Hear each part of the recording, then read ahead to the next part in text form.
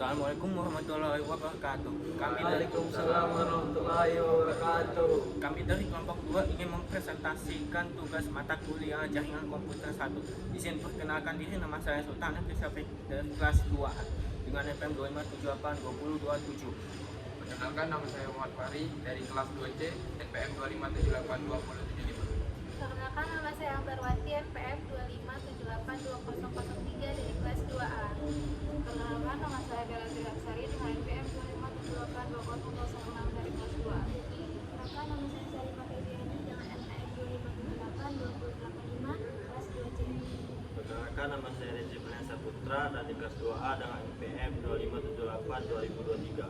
Perkenalkan, nama saya Yandri Nata Rizky dari kelas 2A NPM 2578 2029.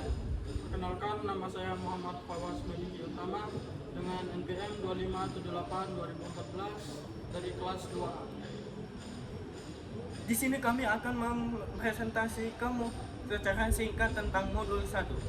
Langsung aja untuk submodul 1.1 yaitu net jaringan komputer memengaruhi kehidupan. Contoh jaringan komputer yang memengaruhi kehidupan adalah sejak tahun 1997 Cisco telah bekerja untuk satu tujuan, yaitu edukasi dan kemampuan tentang jaringan internet. Langsung aja untuk modul 1.2 yaitu komponen jaringan. Di sini ada peraturan host yang berupa software server. Misalnya aja email, web, dan satu lagi file. Selanjutnya ada jaringan peer-to-peer. Host dan software server biasanya berjalan dengan komputer terpisah. Namun satu komputer bisa bekerja sebagai dua fungsi dalam satu waktu. Untuk komponen-komponen jaringan utama ada end device atau perangkat akhir yang berfungsi sebagai perangkat pengguna. Contohnya saja komputer, laptop maupun HP. Selanjutnya ada intermediary device atau perangkat perantara. Misalnya aja LAN switch, router, hub, firewall. Dan selanjutnya ada net transmisi media, yaitu bisa berupa jaringan berkabel, nirkabel ataupun fiber optik.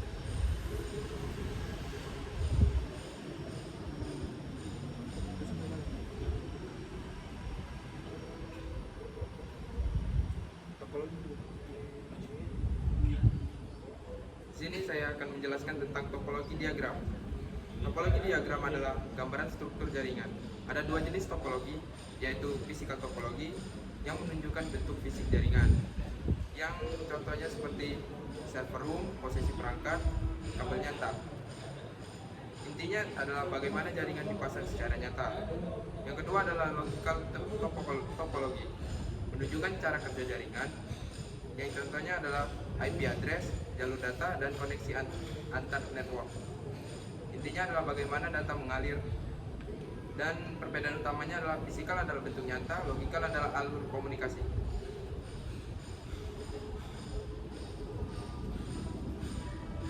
Saya membacakan tentang 1.4 yaitu network of many size, yaitu jaringan berbagai ukuran. Jaringan komputer memiliki ukuran yang berbeda-beda, dari yang sangat kecil 2 komputer sampai yang sangat besar jutaan komputer. Fungsinya yaitu berbagai sumber daya, printer, file musik, dan lain-lain. Jenis berdasarkan skala yaitu homework untuk kebutuhan rumah atau berbagi file atau printer. Ada juga enterprise network yaitu untuk perusahaan besar, server, email, dan kolaborasi. Internet adalah jaringan terbesar yaitu disebut dengan network of networks. Dan di sini juga ada di rumah atau kantor kecil sering menggunakan peer-to-peer yaitu perangkat bisa jadi client atau server sekaligus. Yang kedua yaitu ada LAN dan WAN. Jaringan dibedakan berdasarkan luas area, jumlah pengguna, jenis layanan, pengelolaan jaringan, yaitu ada LAN, local area network, yaitu jaringan dalam area kecil, rumah, sekolah, atau kantor. Ciri-cirinya menghubungkan perangkat dalam area terbatas, dikelola oleh satu organisasi atau individu, berkecepatan tinggi, yaitu contohnya jaringan wifi rumah atau web komputer. Selanjutnya ada area network, yaitu jaringan yang mencakup area luas antar kota atau negara. Ciri-cirinya menghubungkan banyak LAN, dikelola oleh provider atau ISP, berkecepatan relatif lebih lambat dibandingkan LAN. Contohnya internet. Selanjutnya ada internet. Internet adalah jaringan global yang menghubungkan berbagai jaringan di seluruh dunia. Internet tidak memiliki oleh satu pihak, melainkan dikelola oleh banyak organisasi dan menggunakan standar dan yang sama agar semua perangkat dapat saling berkomunikasi. Yang kedua ada intranet. Intranet adalah jaringan privat yang dimiliki oleh suatu organisasi.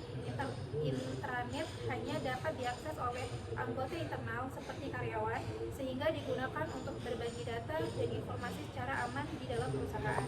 Yang ketiga yaitu extranet.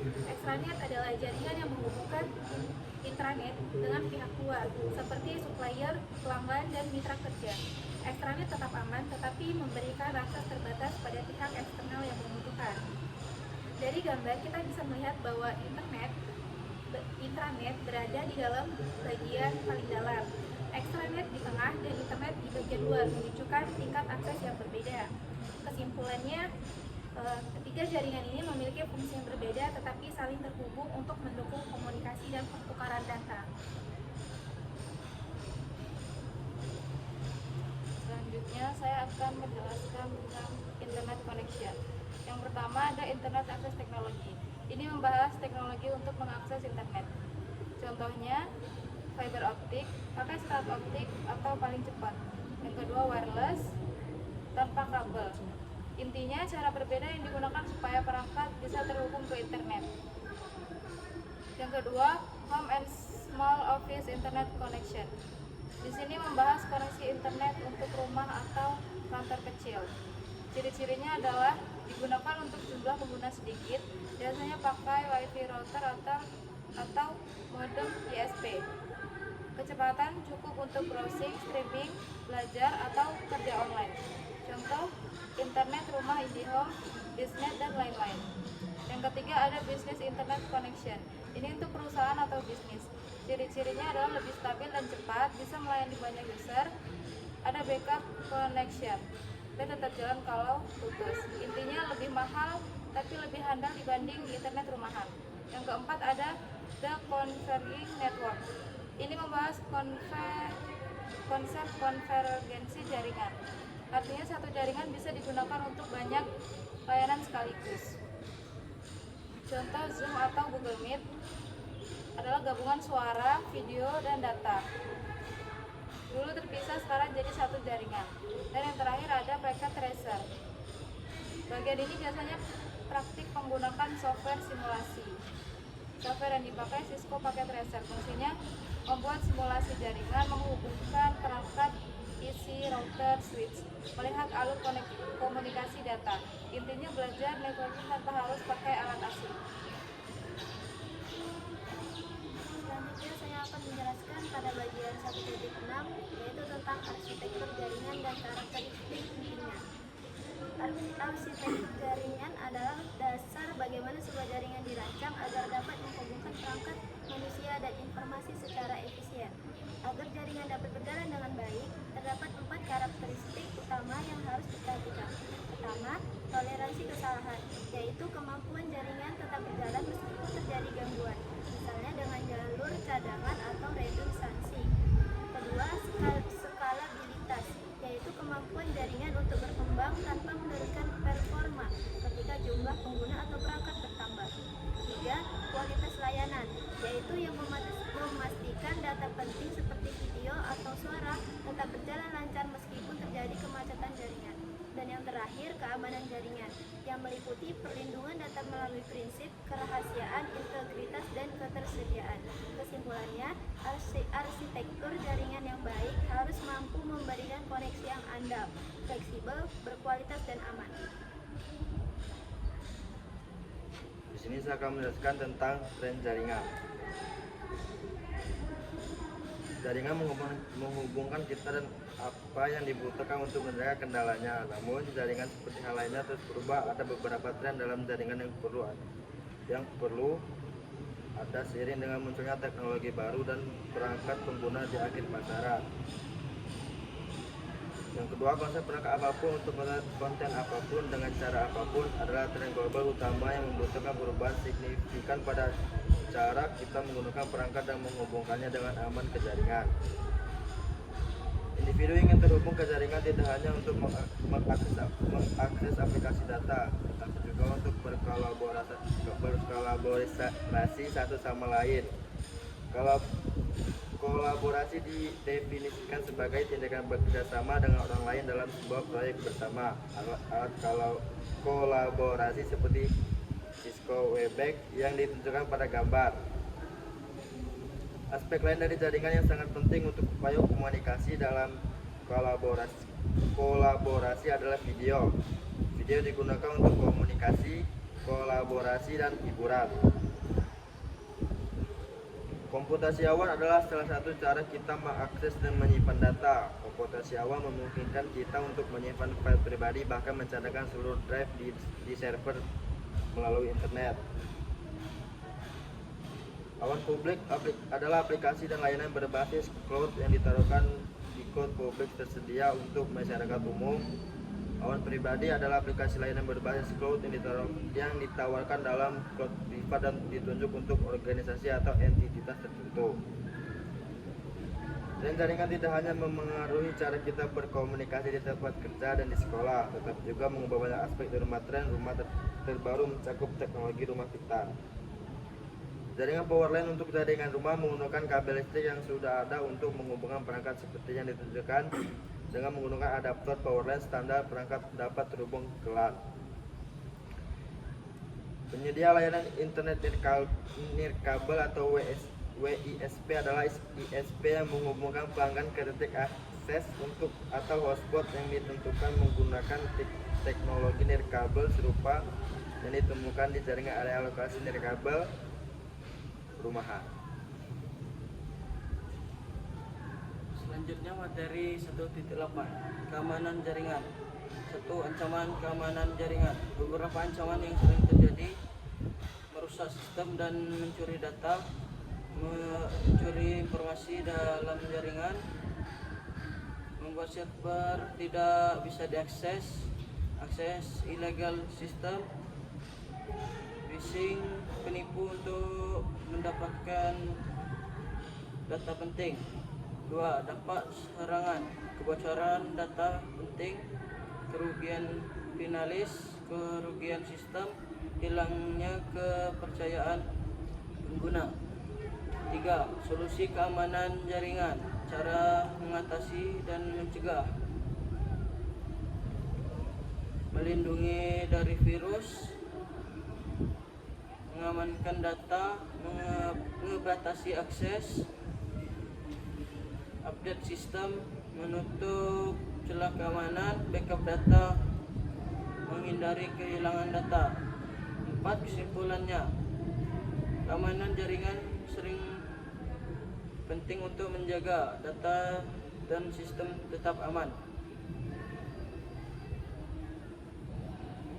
Selanjutnya saya akan menjelaskan satu materi 1.9 untuk IT profesional.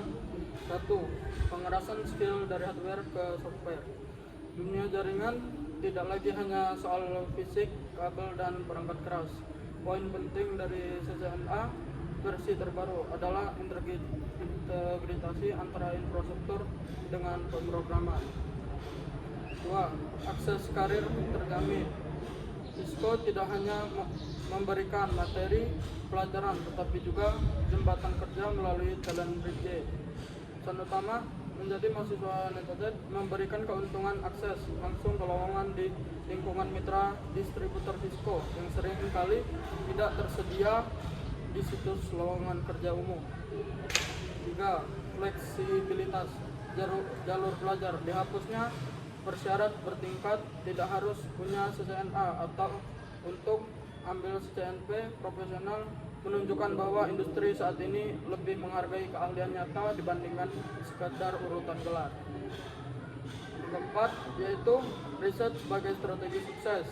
Poin tentang praktikum menekankan bahwa menguasai teknis saja tidak cukup, mahasiswa harus memiliki kesadaran pasar. Pesan utamanya yaitu Anda harus produktif untuk mencocokkan apa yang dipelajari dengan apa yang sebenarnya diminta oleh perusahaan platform seperti LinkedIn atau Glassdoor. Kesimpulannya yaitu sertifikasi Cisco saat ini lebih modern, fokus otomatis, lebih mudah diakses, tanpa persyaratan ketat dan didukung penuh oleh ekosistem pencarian kerja yang eksklusif talent grid.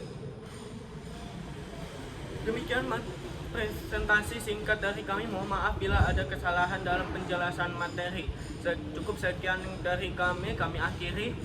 Wassalamualaikum warahmatullahi wabarakatuh.